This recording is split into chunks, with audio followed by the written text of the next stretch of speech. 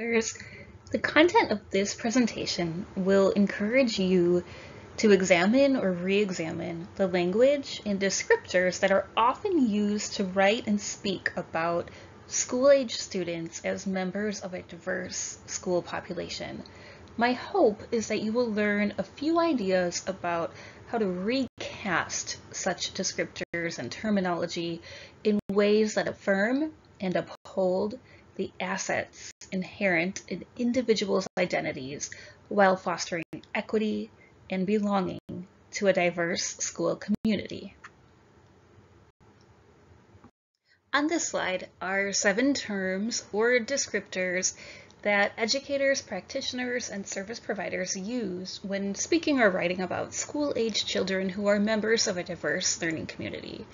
The terms are English language learner, high functioning or low functioning, student with autism, she is special needs, he is nonverbal, regular education, spec ed room. Take a moment and make a note of which term evokes the biggest reaction in you right now. Language is powerful. Your role as a professional in the field of education will involve modeling and educating others on this topic. Be willing to name, know, and critically analyze the congruence or incongruence between your beliefs about the individuals you serve and the language you use to describe them. How we talk about the roles we hold and the students we serve impacts how they are treated and perceived. We can all learn and grow in this area by committing to the practice of examining and recasting the terminology, phrases, and descriptors we use.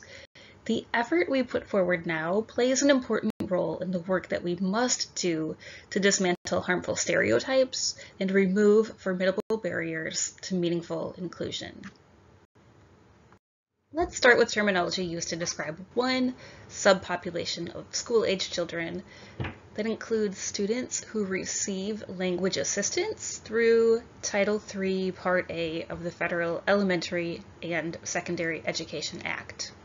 The term English language learner, ELL, or English learner, EL, is often used. Sometimes the descriptor emergent bilingual is used instead. Think about the difference between the two terms. ELL places all focus on that which is perceived as deficient or lacking, that is, English proficiency, rather than recognizing the natural phenomenon and actual benefits of learning and using more than one named language. Imagine that we did this with other areas of learning or personal growth. This might sound like, hi, I'm Sarah and I'm a surfing learner, or oops, I didn't realize she made that sweater. I thought she was an emergent knitter. Wouldn't it be absurd to always only refer to someone by the thing that they happen to be learning? It's even more insidious when we focus in on students being described as ELLs. The power differentials in our society uphold English as the dominant language. Consequently, the descriptor ELL carries a diminishing effect because it functions by referring to a multilingual individual by naming only the attribute that someone with power deems them to be lacking. Yet, many service providers feel obligated to use descriptors like ELL because of the way it seemingly conveys a child's consistently measured English language development and related support needs. What do you think? What is the best and most humanizing way to describe eligibility for language assistance? A basic part of humanity involves using language to describe what is perceived as an inherent part of an individual's identity. For example, she's athletic, or was the tall man working at the store today, or I handed my paperwork to the redhead.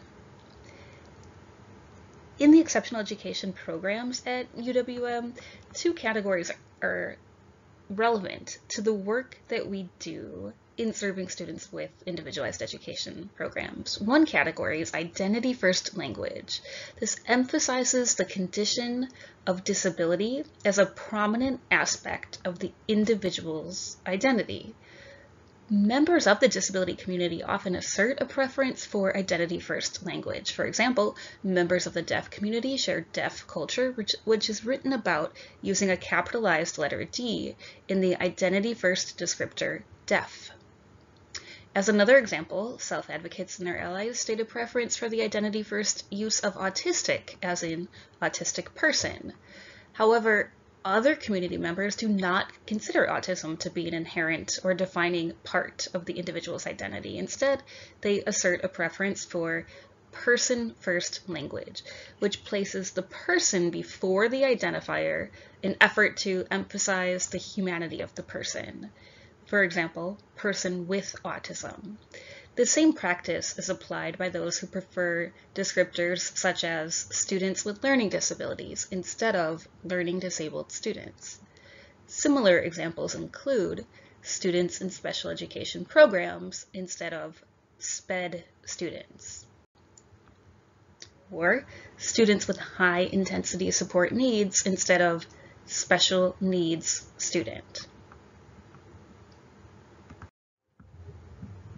Functioning labels circulate regularly in schools, but a large part of the autism community asserts that the descriptors high functioning and low functioning are offensive, harmful, and inaccurate.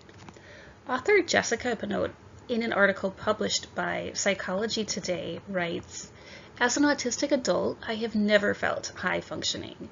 I feel like I'm constantly fighting to maintain neurotypical expectations that are beyond me. I feel like a bat pretending to be a bird and failing. So every time someone says, 'You are so high functioning,' I want to scream. I am not high functioning. I am exhausted and constantly overwhelmed and often covering up all the ways I am failing to meet neurotypical expectations." Pinote elaborates further, for most of the history of autism, the voice of autism has been parents and researchers. They liked functioning labels. Most of us do not. We prefer to be seen as unique individuals that should be understood for our struggles and our successes. 3 takeaways here are that being called high functioning can invalidate the daily struggles of people with autism or autistic individuals. Being called low functioning can be hurtful and stigmatizing to those who need more help with their disability. Finally, the autism spectrum isn't a linear spectrum between very autistic and a little autistic, but rather a wheel with many colors and shades.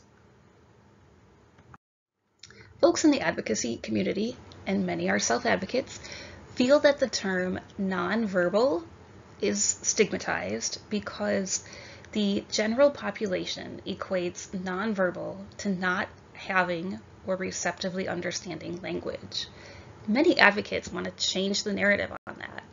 Semantically speaking, the word nonverbal means without words, and there's pushback to say that non-speaking individuals have words, but they cannot speak them.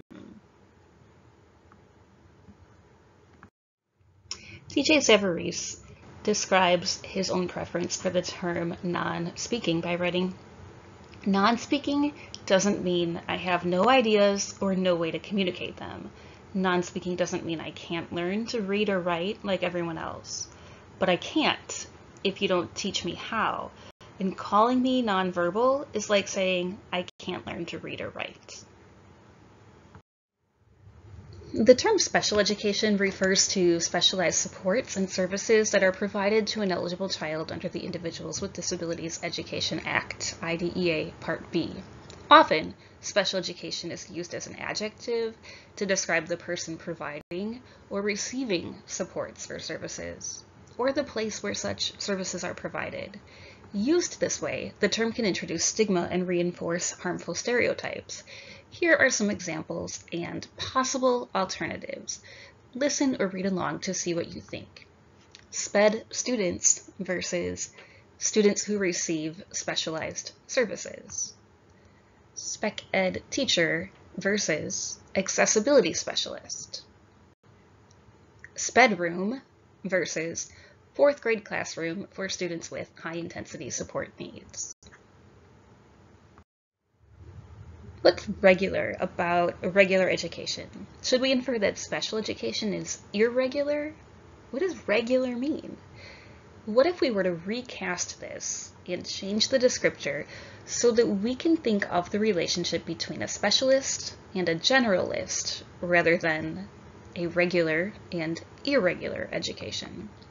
Here's what that might sound like. A general educator co-teaches with an accessibility specialist to foster an inclusive classroom. Let's take a moment to try out our skills at linguistic recasting. On this slide is a matrix where we have 6 linguistic descriptors. Each descriptor can be rewritten to use identity first, person first, or inclusive framing. The first row is already complete. This term, student with ASD, autism spectrum disorder, can be recast as autistic student to reflect identity first language, or student with autism to reflect person first language. If we want to be inclusive in our recast, we should avoid functioning labels, and we should ask and use the person's preference for identity first or person first language. In row 2, the descriptor learning disabled is provided to describe a student. So try it. For number 1, how would you recast this using identity first language? For number 2, how would you recast learning disabled using person first language? To recast learning disabled with inclusive framing, we need more information about the context. Maybe the student is a member of a community learning alongside all same age peers who share reading specific support needs. Maybe the students in the class or group choose to express their membership or belonging through a mascot name. This could sound like saying the Bulldogs to talk about the students, or scholars with reading related support needs, if something more specific is warranted. The next term is ELL. We can recast this as emergent bilingual or bidialectal or bimodal. There are other ideas for how we could recast that term ELL to honor and affirm the asset of learning more than one language.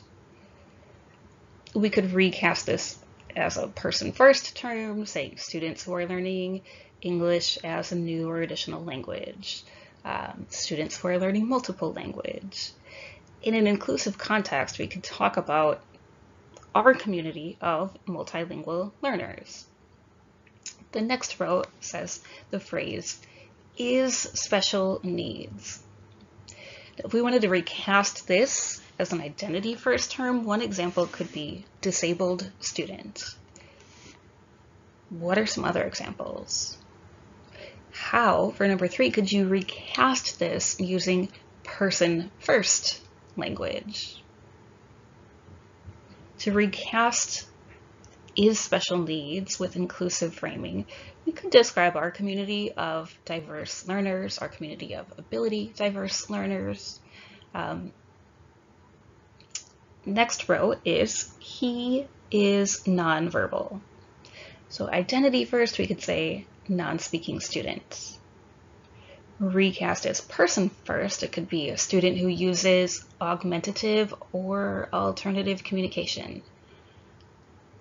Recast with inclusive framing, we could say our community of multilingual, multimodal learners. Multimodal would refer to the various modes of communication beyond spoken language, things like sign, gesture, picture-supported communication, body proximity, facial expression. The final row is regular education to describe a student or a classroom. So identity first could be non-disabled students.